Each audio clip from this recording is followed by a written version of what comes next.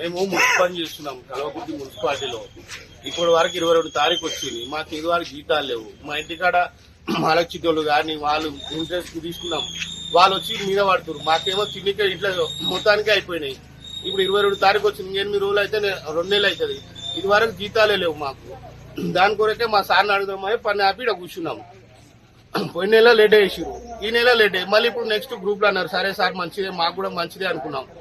మళ్ళీ వచ్చే నెల కూడా ఇప్పటికే జీతాలు పడినప్పుడు వచ్చే నెల మాకు గ్రూపులు ఎప్పుడు చేసుకుందాం. మళ్ళీ అది కూడా మళ్ళీ అప్పుడు కూడా నెల రోజులు ఆగంటే మేము ఏడంగా తినాలి, ఏం బతకాలి, ఏం వర్క్ చేయాలి. మేము చేసేదే మురికి కష్టంలో చేస్తాం. కాలువల వాసనకు దానికి అన్ని తట్టుకొని చేస్తాం. మాకు ఇంట్లో ఫుడ్ కూడా లేకపోతే ఇంకేం వర్క్ చేయగలుగుతాం మేము? బయట ఎండనము ఏమన్నా వాసననం ఏమన్నా అయినా మేము వర్క్ చేస్తున్నాం. మా పూటనే ఇట్లా కొడితే మరి మేము ఎట్లా చేయాలి? వర్క్ ఏం చేయాలి? అందుకే మాకు ఇబ్బంది అయ్యే ఇంట్లో ఏం లేకనే ఆఫీస్ కాడ వచ్చి ఆగినాం. ఆగి మా సార్ వచ్చి ఏం సమాధానం చెప్తాడని ఆగి నిలబడ్డాం.